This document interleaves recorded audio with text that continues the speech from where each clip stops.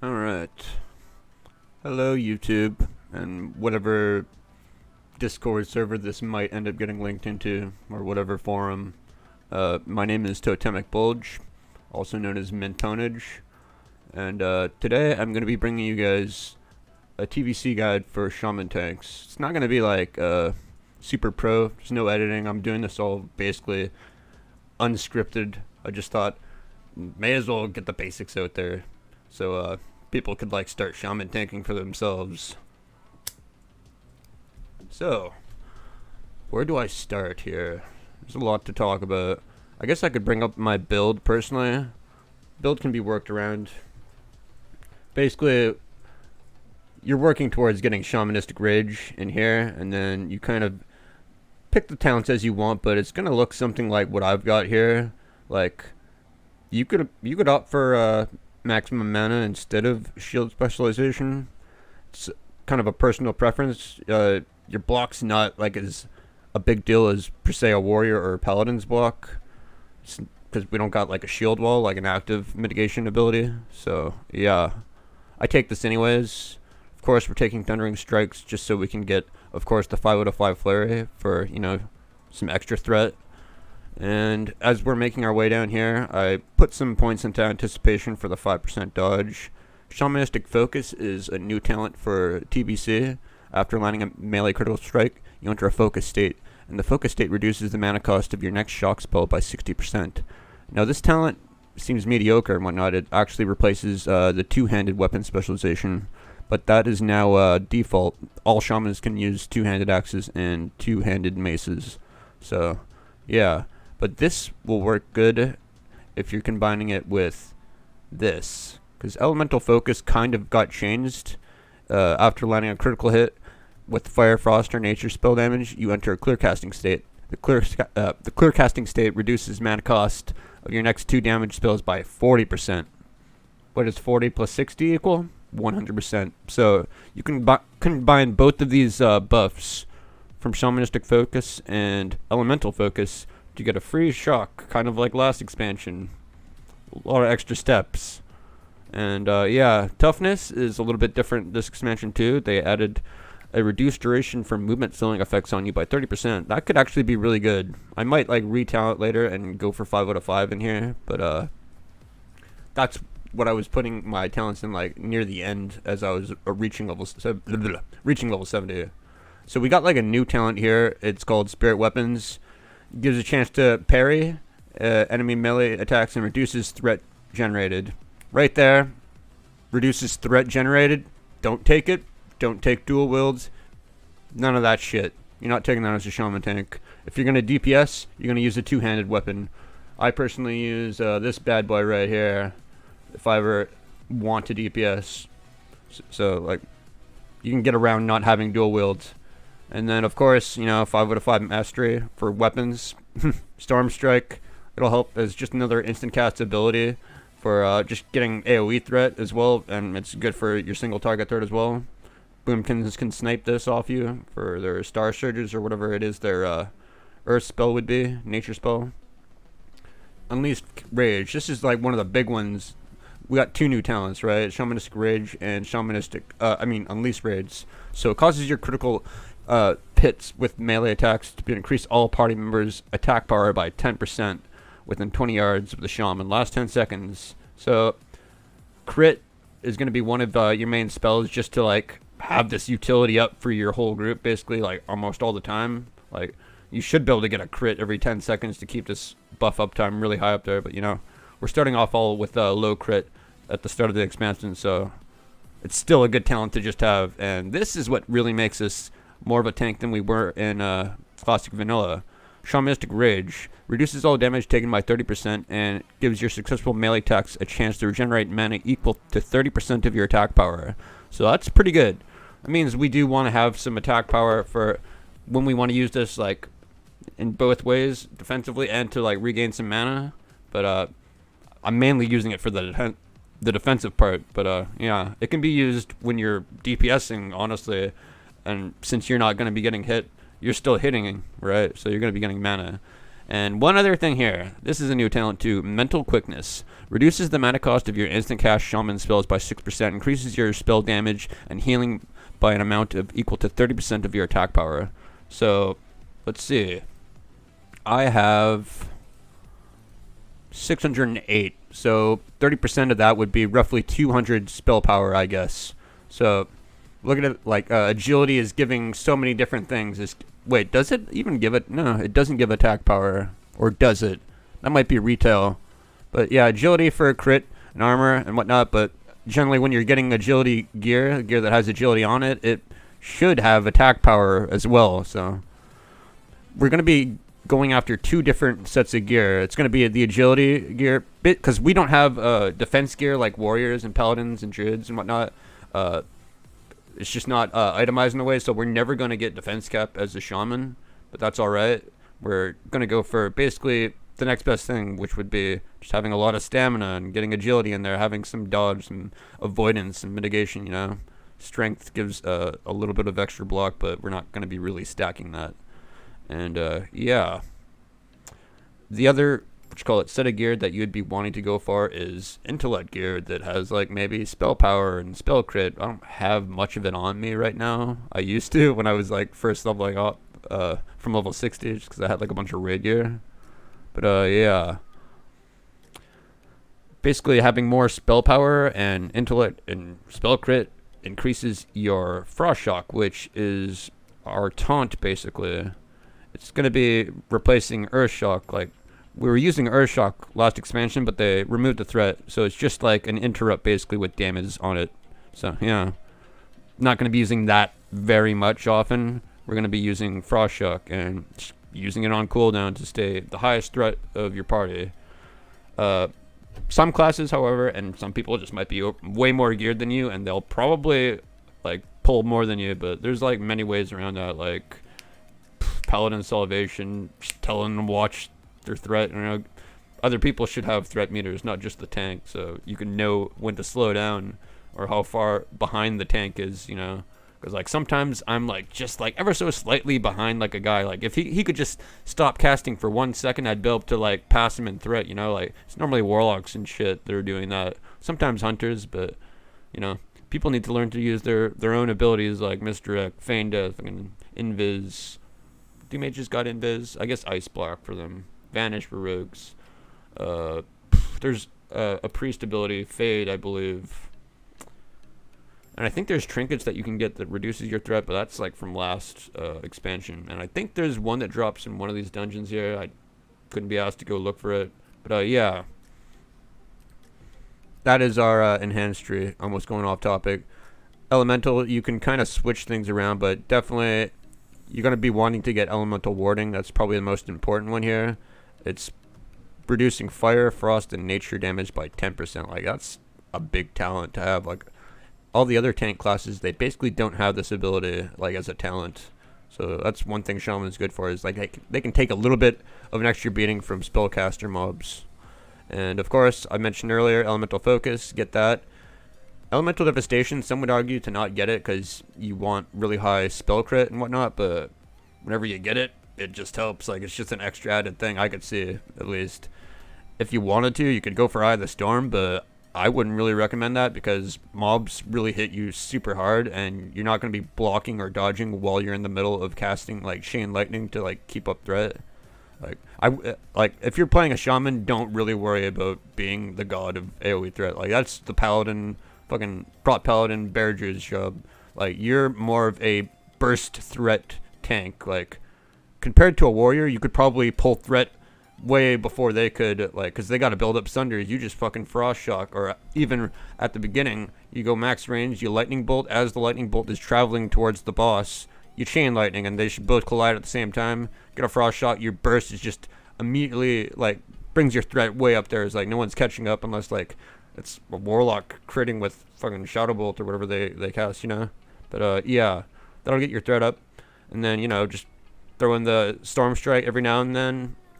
I would say Earthshock, your Storm Strike debuff, but you want to be keeping up Frost Shock, basically. Like, if you're really far ahead, like say you're 20k like threat, and people are just starting to reach 10k, they're in the teens, like you might be able to afford to like slip in an earth shock here and there, but it's not going to be it'll do ever so slightly more damage than frost shock, but it's not going to do, it's going to do like half the threat that you would have got for just frost shocking, so keep that in mind. Let's see what else. Let's go over the totems. What I'm mainly using most of the time is stone skin. Generally, I don't even bother with strength of earth as often as I used to, like last expansion. All the reduction to like damage I can take is like basically all of it helps. Mana spring, gaining mana does AoE threat, just like healing also does AoE threat. So mana spring totem. You always need your resource to keep on pumping out those earth shocks, right? And let's see, Wrath of Eris, the new totem that we got, which gives you more spell power, I believe by 101, so that is big. That's more threat for your frost shock. And then alternatively, you can use Grace of Air if you feel like you need like 3% extra dodge and like some extra crit and armor or whatnot. Like, let's see, how much does that give me? Not much, but yeah, that'll bring my defense up to 16%. So I got almost 30% worth of mitigation and avoidance together, so it's not that bad. And yeah, I'll drop Searing Totem mainly if I'm single targeting. If not, I'll drop a Fire Nova Totem once I've gained threat on all the other mobs, so none of them just turn around and one-shot the Fire Nova, and then just Magma Totem. No point in doing like waiting the 15-second cooldown. By that time it comes up, like the mob should be dead, so yeah. And then you're just going to be wanting to tab target melee, like spread your frost shocks around and whatnot. The more you do that, then the more people can start to AoE, and they won't pull off or be afraid of pulling off. And let's see what else. That is mainly our totems here. Oh yeah, of course, the two elementals. Earth Elemental Totem is a really, really, really strong cooldown for shamans, basically because it'll do a hard taunt. Like, you can't even taunt yourself as a shaman, but the Earth Ellie can. And what I like to do is I will use it in two different situations. I'll use it on a boss, and it will actually tank the boss, and you know what? I just stop doing what I'm doing. I just heal the Ellie. So I'm getting threat through healing, but my Ellie's also tanking, and he's probably taking less damage than me. I don't know. Maybe, maybe not. I haven't really checked the stats on what the elementals have, but he's very, very tanky. And then there are times where you have oopsie pulls, like someone might body pull. Chain Lightning might hit like an extra mob that you didn't intend it to hit. I'll use the Earth Elemental, then I will bust down all my AoE totems and everything, and I'll just go ham, and then I'll start to heal the totem, just like, but get like a burst of AoE down, so it can be used to save the day, basically. And then Fire Elemental Totem, it's more straightforward. I like to use Bloodlust before even popping it. Then I believe the Fire Elemental should scale with like the haste that I have buffed, unless it doesn't. But I usually pop them together because for bosses that I think will just need to die fast, so we don't have to deal with their mechanics as often. I could probably show it in some videos in the future when I'm like actually tanking a dungeon, but we're just going over the basics right now. And yeah, those totems are pretty useful. And of course, Grounding Totem, that is super useful for like a lot of caster pulls. Like let's see, Mana Tombs, like those shadow guys that do it's like a mana burn, basically grounding that shit, yo. And let's see, Tremor, these are two big utility totems you will be using, like for whichever mobs like have a fear. Tremor, like it ticks every 5 seconds, so you might sit in the fear longer than you'd want, but sometimes it just instantly dispels you, so it's pretty sick. Are we over the totems now, it seems? Yeah. Wind Fury, drop that shit for whenever DPS wanted, I guess, if you have a full group of like melee, but mainly I run with caster groups primarily. Yeah. Weapons, you could go really between Rockbiter or Wind Fury. Wind Fury is more RNG, but I feel like it could like possibly do more threat output if like you're proccing it way often. Rockbiter is just a safer option, to be honest. I mainly use Rockbiter more often than not, unless I have a really slow one-hander that's like 2.5 seconds slow or whatnot. Like there's one-handed weapons that are that slow that I'll probably just use Wind Fury at that point. But yeah, either or really works. You can't really go wrong with your weapon imbues. They took away the threat gain that you would get from Rock Biter, so it's like not a big deal. Yeah. Defensive cooldown, Shamanistic Rage. Use it when you've got multiple mobs on you. Just keep you from dying. Healer doesn't have to freak out as often while you're getting like pumped down. And yeah, Zandalari Hero Badge. I have this from Classic. If you don't have it, I mean, sucks to be you, I guess. Find another trinket from this expansion, I guess. I don't know. And my other trinket is Shield Block. The Shield Block rating is actually respectable. Like, that gave me like 3% block rating just for that. So I might even collect some of that later on.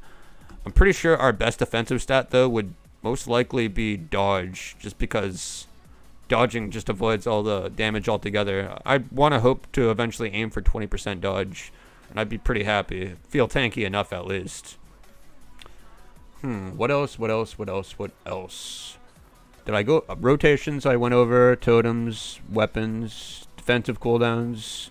I went over the stats. Like, you can't really get much. Like, if you want tank items, it's going to be, like, either the neck, it's going to be cloak, going to be your weapon, shield, obviously, trinkets, rings, basically. Then your gear is, like, interchangeable for all your male gear, basically. It's like, you can have... I'm just mix and matching. Right now, I'm just in the process of gearing. I just got 70, like, 3 days ago, so... Whatever has higher armor, I just equip it, dude. I don't care if it totally changes up from agility to intellect gear. It's like, they both serve the same purpose for me, kind of. I'm getting more defense plus more stats for more threat output, basically. But primarily, spell power for the Frost Shocks, you know, then agility isn't that bad for, you know, your defensive setup, I guess. You don't really got much to choose from, to be honest. And, yeah... I guess that would be my discussion, just kind of a raw input, no editing or whatnot, no script of how to like manage your shaman. I guess are there other miscellaneous things I could add? Oh yeah, I guess this isn't the most faint like a tank for the faint of heart. Like if you want a challenge, play the shaman tank, you know.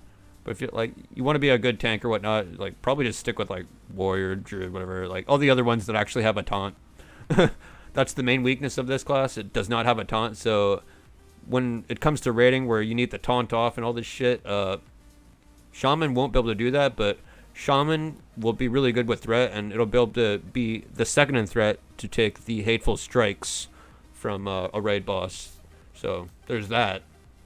Yeah, it's mainly a utility tank more than it is really a tank. Like, healers will, some of them may complain, some of them won't. It's been mainly positive for my dungeon experience because I did quest up to level 62, and then I started to do... Once I got... Oh yeah, one more thing. Shields. I always use the water shield. Obvious, like it's giving you mana, it's doing AoE threat, it's always doing its job, basically, even in between the times you're not getting hit. So, yeah. Lightning shield sucks ass. Don't use it once you get water shield, just always water shield. Another thing is, Resto Shamans get a shield too that's called Earthshield. So I found this out the other day that if you water shield, it's going to dispel the Earthshield from the Shaman. So maybe watch out for that. Yeah, where was I going on with not for the faint of heart. Pick Shaman if you want to challenge and you want to be like super niche and whatnot. Like if you're going to be Shaman Tank, you'll probably be the only one on the server doing it. Like I'm pretty sure I was. I leveled basically from level 62 all the way to 70 just from Shaman tanking. But the caveat is you make your own groups. Groups are somewhat quicker. You know what? Once you convince everyone it's like, yeah, I'm tanking. They're like, interesting. Some people, I've gotten, like I said earlier, I've gotten more positivity than I have gotten negativity. Like, I get a few haters here and there, but it's whatever. I just put them on ignore. Like, I won't kick them from the dungeon. It's just like, I don't want to hear your shit anymore, but... You can continue healing me because I don't feel like finding another healer. And, yeah. Took me, like, a couple of weeks. Like, I wasn't really gaming really hard. I'm not, like, a sweat lord like I used to be. So, yeah. Just playing the game I like on a class that I find interesting. And, I hope you guys enjoyed my guide. Not really a guide. I'll probably be making more videos where I'm like actually in a dungeon and like putting it into work. But this is just the theory of Shaman Tank. And from my point of view, like, I'll even show you guys my rep or whatnot. Or no, my questy for Outlands. Like, just to show you that I did mainly just a quest in Hellfire, and I still have all the quests for, like, all these other different zones, basically. So, I did not quest at all. I just dungeon tank. So, it's definitely viable. You can do it. Just, gotta put in the extra effort, you know? And that is Mint Ponage signing out. Bye-bye.